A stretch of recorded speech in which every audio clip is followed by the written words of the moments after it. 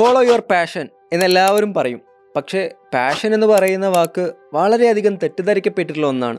ഞാൻ പലപ്പോഴും യങ്സ്റ്റേഴ്സിൻ്റെ അടുത്ത് വാട്ട് ഈസ് യുവർ പാഷൻ എന്ന് ചോദിക്കുന്ന സമയത്ത് മിക്ക ആളുകളും പറയും ഫുട്ബോൾ, ക്രിക്കറ്റ്, ഇതൊക്കെയാണ് എൻ്റെ പാഷൻ എന്ന്.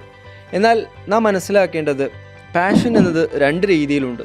കൺസംഷൻ നടക്കുന്നവയുമുണ്ട്, ക്രിയേഷൻ നടക്കുന്നവയുമുണ്ട്. കൺസംഷൻ നടക്കുന്നവ എന്നാൽ നാം ആ ഒരു കാര്യം ചെയ്യുന്ന സമയത്ത് നമുക്കത് സന്തോഷമൊക്കെ തരുന്നുണ്ടായിരിക്കും, പക്ഷേ നമ്മുടെ സമയം അത് ഒരുപാട് നഷ്ടപ്പെടുന്നുണ്ടായിരിക്കും.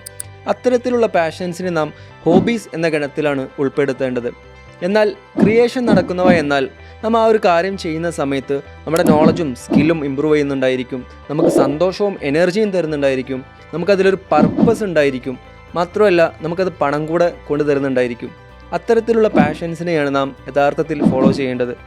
സോ പാഷനെ റോങ് ആയി ഫോളോ ചെയ്യുന്ന നിങ്ങളുടെ ആ സുഹൃത്തിന് ഈ വീഡിയോ അയച്ചു കൊടുക്കൂ.